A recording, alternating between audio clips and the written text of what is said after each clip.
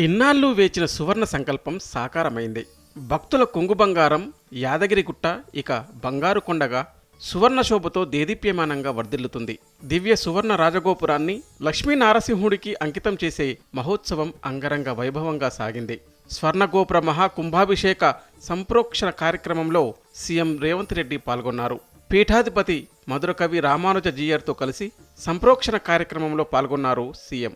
ఆలయ ఈవో భాస్కర్రావు పర్యవేక్షణలో ఈ వేడుక కోసం ఏర్పాట్లు చేశారు.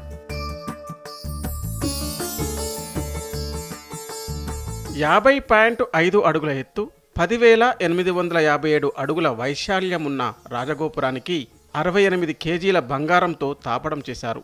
దేశంలో అత్యంత ఎత్తైన స్వర్ణగోపురం కలిగిన ఏకైక ఆలయం యాదగిరిగుట్ట ప్రతిష్ట మరింత ఇనుమడించనుంది. ఆలయ ప్రధాన రాజగోపురానికి నానో టెక్నాలజీతో బంగారు రేకుల తాపడం చేశారు. మహాసంప్రోక్షణ అనంతరం బంగారు రాజగోపురాన్ని లక్ష్మీనరసింహస్వామికి అంకితం చేశారు.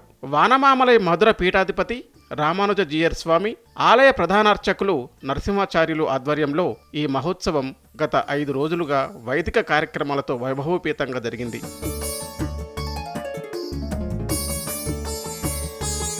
సువర్ణ దివ్య విమాన రాజగోపుర మహాకుంభాభిషేక ప్రతిష్ఠ మహోత్సవంలో పంచకుండాత్మక నరసింహ మహాయాగం నిర్వహించారు. అనంతరం 108 కలశాల్లో 40 జీవనదుల నుంచి సేకరించిన పవిత్ర జలాలతో సంప్రోక్షణ చేశారు.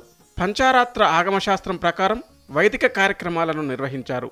బంగారు తొడుగుల కోసం విరాళాలు అందజేసిన దాతలను ఈ వేడుకకు ఆహ్వానించారు. మరోవైపు రాచకొండ పోలీస్ కమిషనరేట్ ఆధ్వర్యంలో భద్రతను కట్టుదిట్టం చేశారు. యాదగిరిగుట్ట ప్రతిష్ఠ మరింత ఇనుమడించనుంది.